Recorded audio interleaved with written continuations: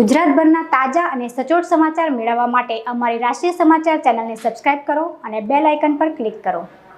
સુરતના મોટા વરાછા વિસ્તારમાં આવેલી સંસ્કાર તીર્થ જ્ઞાનપીઠ શાળામાં ધોરણ 10માં અભ્યાસ કરતા દિવ્યાંગ વિદ્યાર્થી સોળવડિયા મિતવા ભરતભાઈએ 95.83% સાથે A1 ગ્રેડ પ્રાપ્ત કર્યો છે। મિતવાને 2013માં રમતી વેળા વીજ કરંટ લાગ્યો હતો, જેના કારણે તેણે જમણો હાથ કાપવો પડ્યો હતો। એટલું જ નહીં, ડાબા હાથની 4 આંગળી પણ કાપવી પડી હતી, જેને કારણે તે હતાશ થઈ ગયો હતો। પણ હીરાના કારખાનામાં કામ કરતા પિતા તેમજ પરિવારમાં માતા સહિતની પ્રેરણાથી મન મજબૂત કર્યું। ધોરણ 10માં સ્કૂલના યોગ્ય માર્ગદર્શન અને પોતાના દ્રઢ મનોબળ વડે A1 ગ્રેડ પ્રાપ્ત કરી જ્વલંત સફળતા પ્રાપ્ત કરી છે। મહત્વનું છે કે એણે કોઈ લહ્યા વગર જ પેપર જાતે લખીને સફળતા મેળવી છે। પપ્પા શું કરે છે? ડાયમંડમાં એમને તે જે મંદી આવતી રહે ત્યારે ઘરનું કેવી રીતે 3 બાળકોનું મેનેજ થતું હોય? ત્યારે ઘણા સપોર્ટ કરતા, બધા થોડો સપોર્ટ કરતા। અમુક કારખાનાવાળા સપોર્ટ કર્યો હતો ઘણો। દવાખાનામાં મારે બહુ બધો ખર્ચ થયો। તમે સંસ્કાર તીર્થમાં છો, હવે જ્યારે તમારો દીકરો એક કલેક્ટર બનવાની વાત હા, કેવી ખુશી થઈ? હવે બહુ અતિશય ખુશી થાય છે, મારો દીકરો કલેક્ટર બનશે।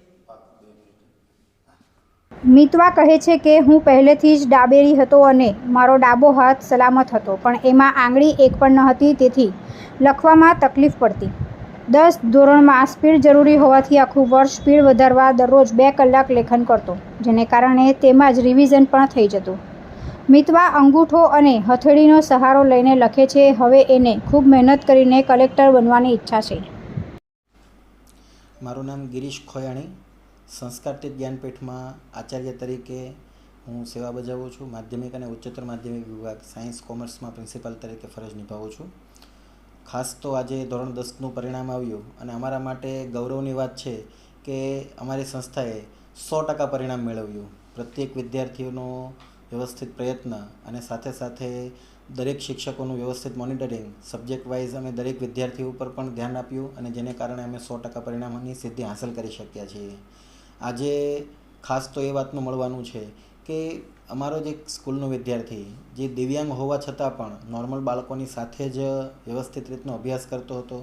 પ્રત્યેક પરીક્ષા દરમિયાન નોર્મલ બાળકોની સાથે જ એમની પરીક્ષા પણ અમે લીધી। ખાસ કરીને બોર્ડમાં એવું હોય છે કે દિવ્યાંગ બાળકો માટે વિશેષ સમયની જોગવાઈ છે, પરંતુ પહેલેથી જ મિતવાને સોળવડિયા મિતવા ભરતભાઈ આ વિદ્યાર્થીને મેં પહેલેથી જ ટ્રીટમેન્ટ આપી કે આપણે માનસિક રીતે પણ સ્ટ્રોંગ બની અને વ્યવસ્થિત રીતનો અભ્યાસ કરવો છે અને સારામાં સારું પરિણામ મેળવવું હશે તો બધા બાળકોની સાથે જ આપણે એક્ઝામ આપવી છે અને તેથી આ બાળકે પણ વ્યવસ્થિત રીતની એક્ઝામ આપી।